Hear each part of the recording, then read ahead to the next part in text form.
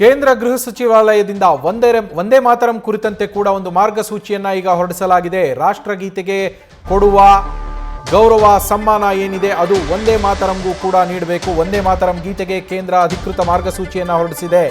ಕೇಂದ್ರ ಗೃಹ ಸಚಿವಾಲಯದಿಂದ ಬಂದಿರುವಂತಹ ಮಾರ್ಗಸೂಚಿ ಸರ್ಕಾರಿ ಕಾರ್ಯಕ್ರಮಗಳಲ್ಲಿ ವಂದೇ ಮಾತರಂ ಗೀತೆ ಕಡ್ಡಾಯವನ್ನಾಗಿ ಮಾಡಲಾಗಿದೆ. ಮೊದಲು ವಂದೇ ಮಾತರಂ, ಅದಾದ ನಂತರ ರಾಷ್ಟ್ರಗೀತೆಯನ್ನು ಕೂಡ ಹಾಡಬೇಕು. ಜನಗಣಮನಕ್ಕೆ ಇರುವ ಗೌರವವೇ ವಂದೇ ಮಾತರಂಗೂ ಕೂಡ ಕೊಡಬೇಕು. ವಂದೇ ಮಾತರಂಗೆ ಗೃಹ ಸಚಿವಾಲಯದಿಂದ ಬಂದಿರುವಂತಹ ಮಾರ್ಗಸೂಚಿ ಇದು. 3 ನಿಮಿಷ 10 ಸೆಕೆಂಡ್ನ ವಂದೇ ಮಾತರಂ ಗೀತೆಗೆ ಅದರ ಸಂಪೂರ್ಣ 6 ಚರಣಗಳನ್ನು ಕೂಡ ಹಾಡಬೇಕು. ಎದ್ದು ನಿಂತು ಗೌರವವನ್ನು ಕೊಡಬೇಕು. ರಾಷ್ಟ್ರಗೀತೆಗೆ ಯಾವ ರೀತಿಯ ಗೌರವ ಇದೆಯೋ ಅದೇ ರೀತಿಯ ಗೌರವವನ್ನು ವಂದೇ ಮಾತರಂಗೂ ಕೂಡ ಕೊಡೋದು ಕಡ್ಡಾಯ. ಸರ್ಕಾರಿ ಕಾರ್ಯಕ್ರಮಗಳಲ್ಲಿ ವಂದೇ ಮಾತರಂ ಗೀತೆಯನ್ನು ಬಳಸೋದು, ಹಾಡೋದು ಕಡ್ಡಾಯ.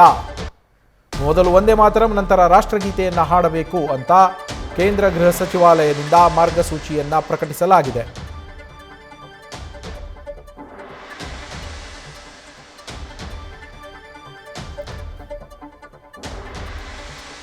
ಮೊದಲು ವಂದೇ ಮಾತರಂ, ಅದಾದ ನಂತರ ರಾಷ್ಟ್ರಗೀತೆ ಜನಗಣಮನ ಎರಡನ್ನೂ ಸರ್ಕಾರಿ ಕಾರ್ಯಕ್ರಮಗಳಲ್ಲಿ ಹಾಡೋದು ಕಡ್ಡಾಯ. ಜನಗಣಮನಕ್ಕೆ ಏನು ಗೌರವ ಇದೆಯೋ ವಂದೇ ಮಾತರಂಗೂ ಕೂಡ ಅದೇ ಗೌರವವನ್ನು ಕೊಡಬೇಕು ಅಂತ ಕೇಂದ್ರ ಗೃಹ ಸಚಿವಾಲಯದಿಂದ ಮಾರ್ಗಸೂಚಿಯನ್ನು ಹೊರಡಿಸಲಾಗಿದೆ. ಎದ್ದು ನಿಂತು ಗೌರವವನ್ನು ಸೂಚಿಸಬೇಕು. ವಂದೇ ಮಾತರಂನಲ್ಲಿರುವಂತಹ ಎಲ್ಲ 6 ಚರಣಗಳನ್ನು ಕೂಡ ಹಾಡಬೇಕು. 3 ನಿಮಿಷ 10 ಸೆಕೆಂಡ್ಗಳ ಕಾಲ ಇರುವ ವಂದೇ ಮಾತರಂ ಗೀತೆಯನ್ನು ಸಂಪೂರ್ಣವಾಗಿ ಹಾಡಬೇಕು. ಸರ್ಕಾರಿ ಕಾರ್ಯಕ್ರಮಗಳಲ್ಲಿ ಇದು ಕಡ್ಡಾಯ. ಹಾಗೇನೆ ಮೊದಲಿಗೆ ವಂದೇ ಮಾತರಂ, ಅದಾದ ನಂತರ ರಾಷ್ಟ್ರಗೀತೆಯಾಗಿರುವಂತಹ ಜನಗಣಮನ ಎರಡನ್ನೂ ಕೂಡ ಸರ್ಕಾರಿ ಕಾರ್ಯಕ್ರಮಗಳಲ್ಲಿ ಹಾಡೋದು ಕಡ್ಡಾಯ ಮಾಡಿ ಗೃಹ ಸಚಿವಾಲಯ ಹೊಸ ಗೈಡ್ಲೈನ್ಸನ್ನು ಬಿಡುಗಡೆ ಮಾಡಿದೆ. ಹೊಸ ಗೈಡ್ಲೈನ್ಸನ್ನು ನೀಡಿ ಆದೇಶ ಹೊರಡಿಸಿದೆ. ಸರ್ಕಾರಿ ಕಾರ್ಯಕ್ರಮಗಳಲ್ಲಿ ಇದು ಕಡ್ಡಾಯ. ಹಿಂದೆ ರಾಷ್ಟ್ರಗೀತೆಗೂ ಕೂಡ ಇದೇ ರೀತಿಯ ಮಾರ್ಗಸೂಚಿಯನ್ನು ಹೊರಡಿಸಲಾಗಿತ್ತು. ಈಗ ಅದೇ ರೀತಿಯಲ್ಲಿ ವಂದೇ ಮಾತರಂಗೂ ಕೂಡ ಮಾರ್ಗಸೂಚಿಯನ್ನು ಹೊರಡಿಸಲಾಗಿದ್ದು, ಕಡ್ಡಾಯವಾಗಿ ರಾಷ್ಟ್ರಗೀತೆಗೆ ನೀಡುವಂತಹ ಗೌರವವನ್ನೇ ವಂದೇ ಮಾತರಂಗೂ ಕೂಡ ನೀಡಬೇಕು ಅಂತ ಈ ಮಾರ್ಗಸೂಚಿಯಲ್ಲಿ ಸೂಚಿಸಲಾಗಿದೆ.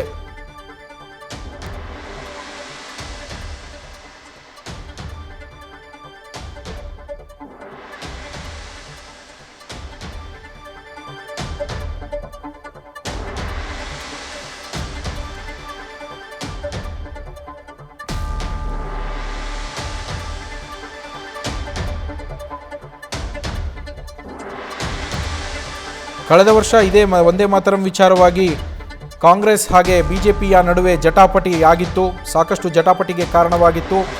ಈ ಹಿಂದೆ 4 ಚರಣಗಳನ್ನು ವಂದೇ ಮಾತರಂನಿಂದ ತೆಗೆದು ಹಾಡಲಾಗ್ತಾ ಇತ್ತು. ಈಗ ಆ 4 ಚರಣಗಳು ಸೇರಿಸಿ ಒಟ್ಟು 6 ಚರಣಗಳನ್ನು ಹಾಡಬೇಕು, ಕಡ್ಡಾಯವಾಗಿ ಹಾಡಬೇಕು.